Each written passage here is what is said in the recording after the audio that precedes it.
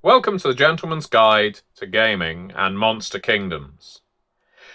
One of the recent backers of the Monster Kingdoms campaign on BackerKit got in touch with me because, as I said not long ago, if you newly back for a deluxe copy of Monster Kingdoms and you get in touch with me via MatthewDawkins.com, you can request a video specifically about Monster Kingdoms. I'm very happy to talk about Monster Kingdoms right now because we're all very excited at Onyx Path with how the campaign is going. We've hit over 200% funding, we're hitting stretch goals, we're exceeding expectations, which is always a fantastic place to be in.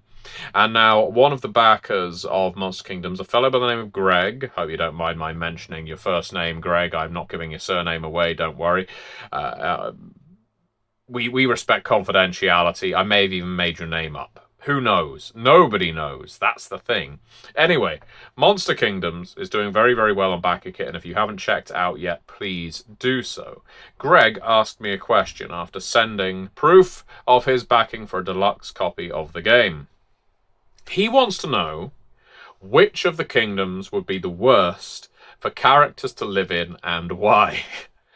And none of the kingdoms in Monster Kingdoms are particularly pleasant. That's not to say every single character or monster or civilian or mortal or what have you is suffering on a constant basis. The comparison I kind of make is if you are in a country occupied during a war, or indeed an occupying country during a war. There is likely to be certain deprivations. Maybe you can't get access to the food you used to enjoy because it was being imported from a country your kingdom has just invaded. Maybe it's because there are now tyrants, there are guards, dreadnoughts in the case of Monster Kingdoms, who are watching what you are doing and you can no longer see the people you used to see. This is the mundane level of horror that exists in Monster Kingdoms, but it goes beyond that, of course. Because we're talking about monsters invading each other's lands, conquering each other's kingdoms, there's also a certain amount of predation. We have a kingdom of vampires, for example, and they're not just going to allow the newly conquered mortals of the Ninth Era Empire to go about as if they run the place. No, the vampires consider themselves to run the place. Dragons aren't always going to be swooping in, incinerating everything they see, but sometimes the dragons from the Kingdom of Scales will be doing it. So there's an arbitrary nature to the horror of Monster Kingdoms, while also subjective. It really depends on what kind of creature you are, which one is the most horrific, which kingdom is the most horrific. So let's talk about those kingdoms, shall we? Let's talk about the kingdoms of the Monster Kingdoms. Let's see if I can keep all of them in my head. So we'll start with the Kingdom of Shards. So I'm going to put up snippets of the map up here. So if you've not looked at the map for Monster Kingdoms yet, now you're going to get to see it bit by bit. So the Kingdom of Shards is the kind of kingdom where if you lived there, you may well feel sorry enough for yourself to say, you know, the real enemy, the real blight in the land of Gewin is hope, is joy, is the desire to be better than we are. We're the real victims. We're suffering more than anybody else in the Monster Kingdoms because we still have that kernel of hope, that spark, that desire for freedom. That kind of self-pitying bullshit does not fly with the rest of the Monster Kingdoms. And it's not to say that the Kingdom of Shards is completely speaking out of turn with this viewpoint. It can be utterly soul-destroying to see the rest of the world erode while you are the only kingdom left with embers of hope. But there is also the possibility, there's also the capacity for them to strive for good, for nobility, for honor. And you see considerably less of that in the other Monster Kingdoms. So I wouldn't say the Kingdom of Shards is the worst one to live in. In fact, while you're not going to live a safe life, I think you would live a life that feels like you're constantly under siege if you were there. You are probably not going to... You're not going to be tortured every day, for example, though there are many kingdoms where you would be. Let's talk about the Nythera Empire next. So the Nythera Empire takes up the bulk of the map. It is, after all, an empire, and it is not an empire in the standard sense that it conquered all of the lands around it, and therefore now the emperor oversees all of it. It became an empire through manipulating, controlling trade and mercenary armies, occupying forces. It controls the weapon supply, or at least did until recently. So it has its tendrils around every other kingdom, but those tendrils are weakening. The Nythera Empire is cracking at the time of the game. I would suggest the Nythera Empire is your standard mode of play, it's your default setting. It has all the echoes of an evil empire, because that is what it is. It is a tyranny. There is a police state to it. The dreadnoughts that patrol the canals and highways, man the walls that seem to be rather abstractly placed around the empire, but are in place for a very good reason, to stop freedom of movement. The feeling in the Nythera Empire is likely oppression, but I would suggest that many of the people that live there have been so used to this oppression for centuries that they're probably ignorant to it. This is one of those insidious aspects of any kind of empire or kingdom, or indeed government in the real world, when people have become inured to a certain level of oppression. They come to normalize it, and they come to expect that others should appreciate it and respect it as well. So while there are definitely rebellious aspects of the Nythera Empire, most of the people there are going to toe the line. They're going to be Imperials. They believe in the Empire because it's what's made them stronger than everybody else. So while there is definitely oppression, people are taken away and disappeared without warning, or they are dragged off and enlisted into the dreadnoughts. You may be enslaved in the Nythera Empire, again, for very little reasons, suspected treason. I wouldn't say it is as grotesquely deadly as some of the other empires. Or kingdoms, I should say. So, I'm not suggesting the Nythera Empire is a lot of fun to live in, but yes, it is not the worst. Now, travelling around the map, let's go up to Pandemion. Now, Pandemion has the possibility of being the worst kingdom to live in because of how damned chaotic everything is in Pandemion. And it's chaotic with a very much sadistic bent. I guess you could say it is as if a kingdom were ruled by the Joker, but not the modern take on the Joker. This is the Joker in the sense of Batman, the animated series, or Cesar Romero's Joker, or even Jack Nicholson's Joker. There's a sadistic humor to everything that goes on in Pandemion. High King Dudgeon is very keen, very much enjoys the pain of others, as long as it serves some kind of humorous purpose. But beyond that, it keeps everyone around it on the back foot, along with its own citizens, because nobody knows what the law in Pandemion is going to be at any given time, what the punishments are going to be at any given time, and that means you could be flying high one day and rock bottom the next. So you'd be living almost in a constant state of panic and anxiety for the average person dwelling in Pandemion. It is impossible to earn and maintain favour in that kingdom, which is why most of its champions don't stay in Pandemion. As soon as High King Dudgeon favours you, awards you a scepter, says, go forth, become a crown bearer, a champion for Pandemion, you get the hell out of the kingdom. Because while there are definitely foes to face in Pandemion, you're far less likely to earn High King Dudgeon's lasting ire if you are out of mind, out of sight and out of mind. Venture into the Nythera Empire, go to the Kingdom of Scales, do your adventuring crap there. But if you stay within his sight, at some point he's just going to grow bored of you. And that's when you're going to be fed to some Hydra, or every piece of you at the same time. Yes, you will be pulled apart, and it will be entertaining. He will applaud your death, so at least you'll feel like it's worth something if you feel devoted to the Kingdom of Pandemion. So, depending on whether one favours a lawful tyranny, which law is, of course, lawful evil in this case, or a completely chaotic, maybe we'll avoid persecution, maybe we will become subject to it.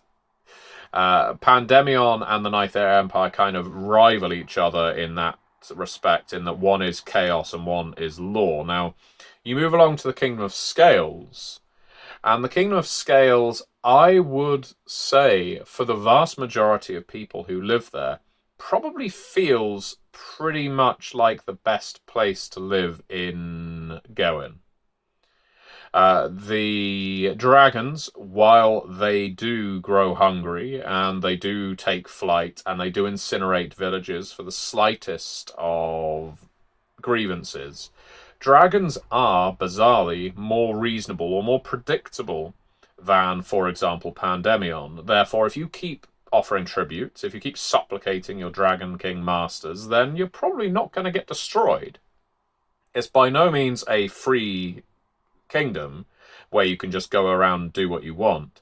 And the wilds in the Kingdom of Scales are almost as bad as the wilds of the Kingdom of Sul-Gazar.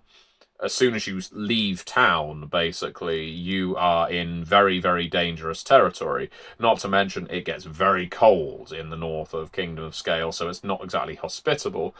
But I would suggest that because the dragons have a largely apathetic attitude toward most of the people who live there, yeah, they could, Great Old One style, one day just roll over and crush thousands of you because you scratched their back just the wrong way. But most of them aren't going to care about you. They'll sleep for longer than you live, and that means Kingdom of Scales isn't an awful place to live in comparison to some of the others. And we keep going around. Let's go to the Kingdom of Zin. Zin is an awful place to live unless you are a member of the Catechistrix. And even if you are a member of the Catechistrix, you'd better be a true believer, because if you're not, you're putting yourself through an awful lot of grief just to fly under the radar. Zin is a puritanical, fanatical, self-flagellant, not just self-flagellant, flagellating, demon-worshipping kingdom. They've got a very peculiar, contradictory relationship with the demons that once enslaved them. You see, they trapped those demons, they banished them. And they are the other side of the coin to the Kingdom of Shards, where the Kingdom of Shards kind of did the same thing with the Ananephilim, the creatures that oversaw them, or held their reigns for a long time. But one had a very different relationship with guilt to the other.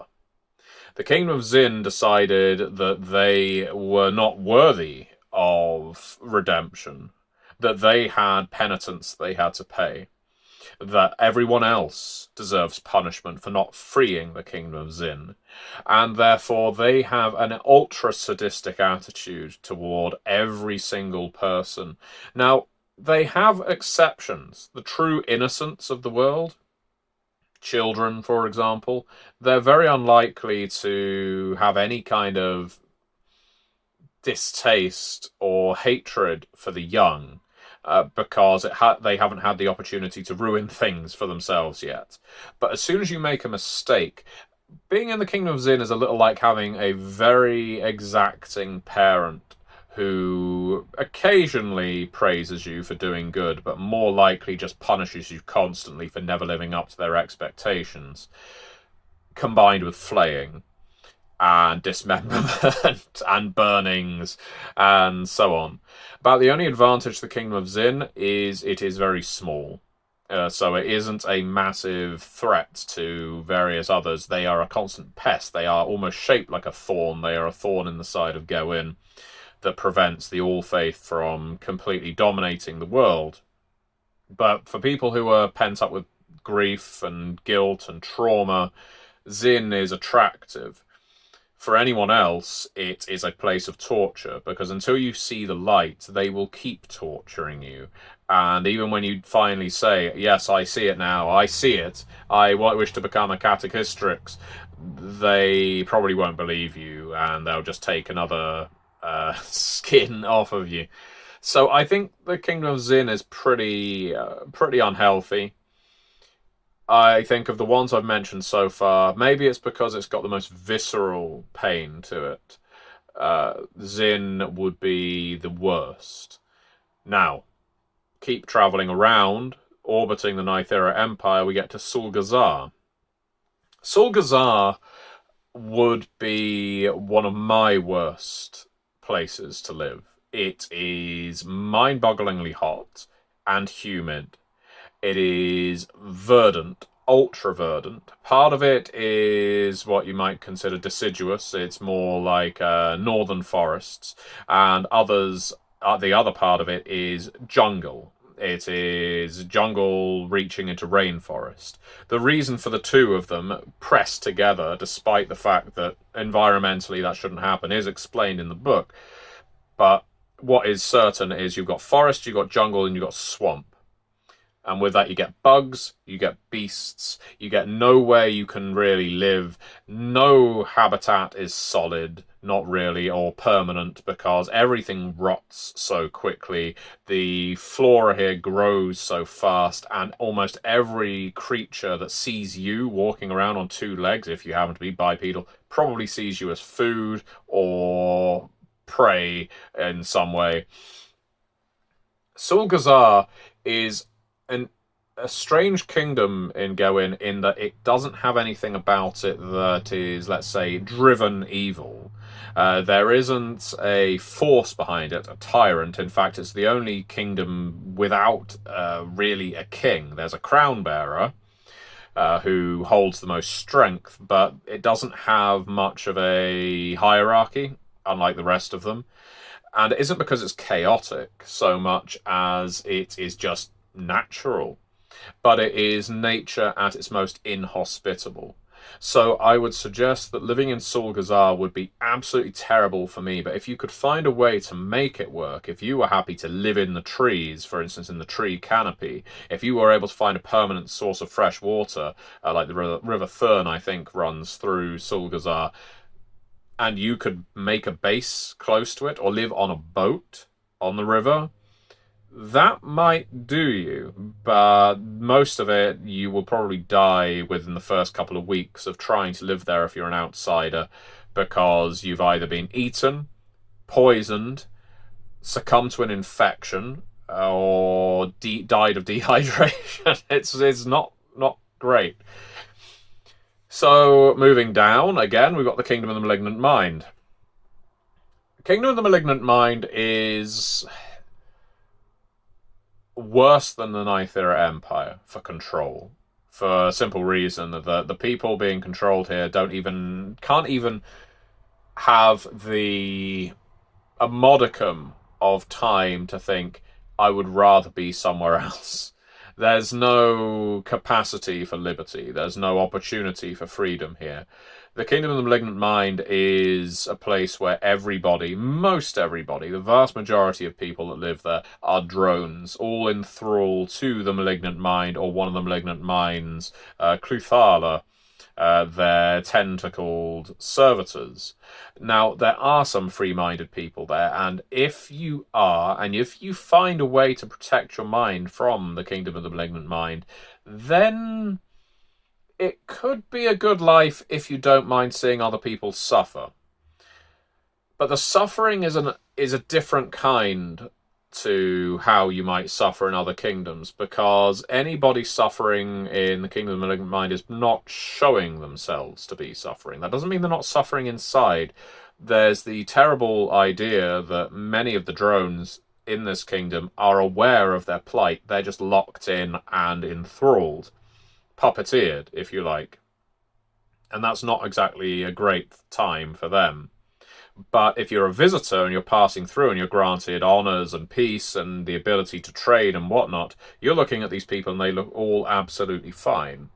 So there's the illusion of normality in the Kingdom of the Malignant Mind, but I would suggest that it is one of the most insidious and unpleasant places to live, because you just completely lose all autonomy. You might as well be dead, except you are left to suffer internally on some level, which would probably put it really near the bottom of places you'd want to live in Gewyn. Now, I'll take a brief detour to the transitory kingdom of Iom. Iom is a kingdom that exists out of time and space. It appears at points and then disappears again. And when it does, geography expands to accommodate it. Iom is a kingdom of the Fae. And yes, like most fairy stories, they snatch children, they snatch innocence, they snatch many people, or they just visit nightmares, horrors, chaotic creatures of a primordial chaotic nature. This is where you're most likely to see your Shoggoths, and where you're most likely to see things that humanity was not meant to peer into. It veers every way from grim fairy tale style witches in cottages, boiling children in cauldrons, through to eldritch monstrosities that come clawing through nightmarish portals. Iom is a terrible place if you're not from Iom. If you're from Iom, this is pretty normal for you. Now, that doesn't mean your life is going to be peaceful and quaint and simple. It doesn't mean you're going to enjoy every moment of living in Iom. But Iom's real danger is for people who aren't from Iom, who they like to prey upon with nightmares and other such cruelties. So living in Iom probably isn't the worst place in Gewyn if you're from it. If you're not from Iom, living there is an insane choice, because you are basically throwing yourself into an eternal kingdom of nightmare. Maybe occasionally those nightmares will turn to dreams and you'll be given sweet cakes and cookies and the ability to see things that shouldn't be real, miracles by way of this dreamland. But dreams will turn to nightmares, and you don't want to get trapped there. So Iom would actually be pretty low on my list for places I'd want to move to. So, moving along now, we go to, let's call it Droideheck this time, although, as has been mentioned on the Onyx Path Discord, there are several pronunciations for Droideheck. And this is the kingdom of the Magi. It is a floating kingdom. It is chained to the desert and marshes beneath it. And legend has it that if those huge chains were severed, the kingdom would float off out of control. Droideheck is probably the best kingdom to live in next to Scales. Again, and I'd say even if you aren't from Droideheck, I would say that it is, in a way, the most egalitarian. Certainly they position themselves as such. I mean, there's definitely a class system. If you don't live in the floating part of the kingdom, you are scum, and you are quite literally being dumped on from above consistently. If you live up there and you're not one of the Magi, again, you aren't seen as being as important as one of the many magicians in the kingdom. But that said, they do not believe in slavery, as in they believe every human or every being should be able to pursue the best potential. And they believe that trapping one's mind or body is a way of, I guess, truncating possibility. And as a kingdom dedicated to possibility, they are quite pro pushing people forward. Now, they do it to the point of death and mutilation and minds melting and things like that. But in the main, I would say that compared to many of its neighbours, Droideheck is one of the more pleasant kingdoms. They're not flaying you every day, and they're not drilling your mind out to replace it with the malignant mind, and they're not exposing you to venoms and inclement temperatures or threatening to eat you. So, yeah, I would actually say it's probably the best place to live for me. Kingdom of Dis. This is an odd one, because in theory, everybody who lives in Dis is dead already. It is the kingdom of wraiths. It is the kingdom of ghosts and spectres, because the entire population of Dis was wiped out hundreds of years ago through a disease. And then they were penned inside so nobody could escape, and the disease couldn't escape either. The disease still exists, though it isn't as strong and it doesn't affect the dead.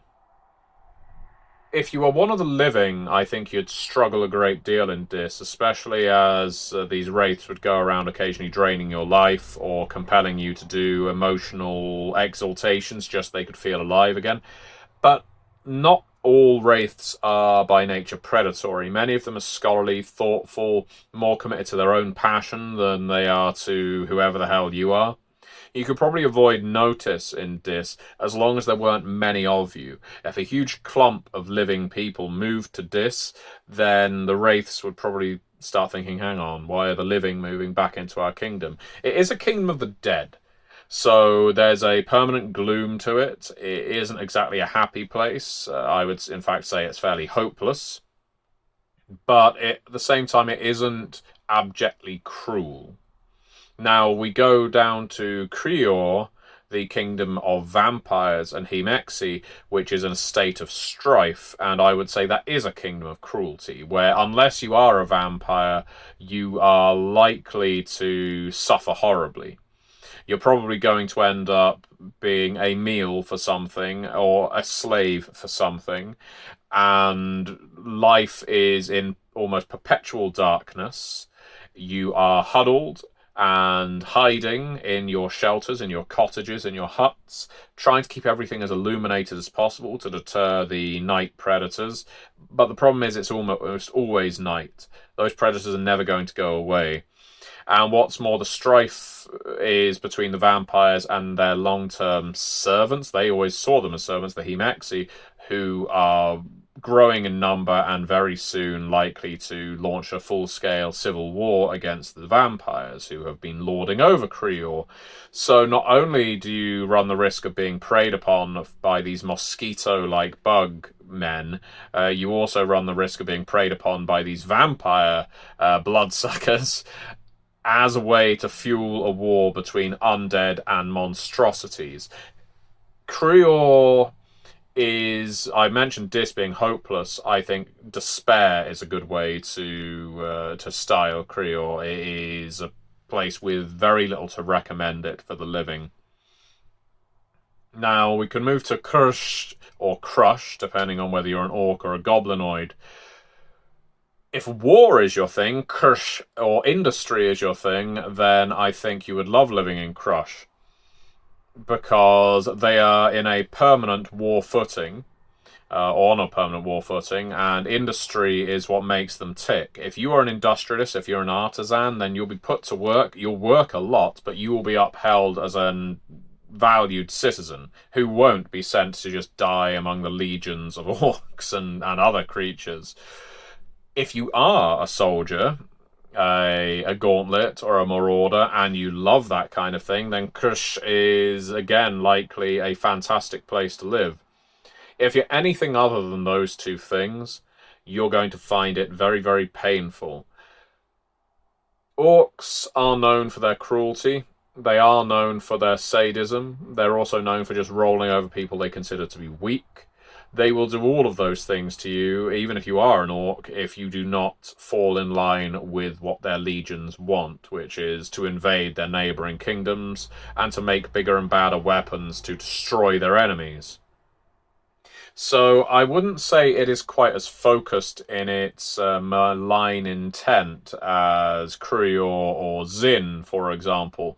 But I think Kursh, along with the pollution that's persistently in the air, would be pretty rank. Now, there are lots of nice parts of Kursh off the mainland, but they are seen as paradises that only the most honoured orcs are permitted to dwell within, so you'd have to work hard to get there.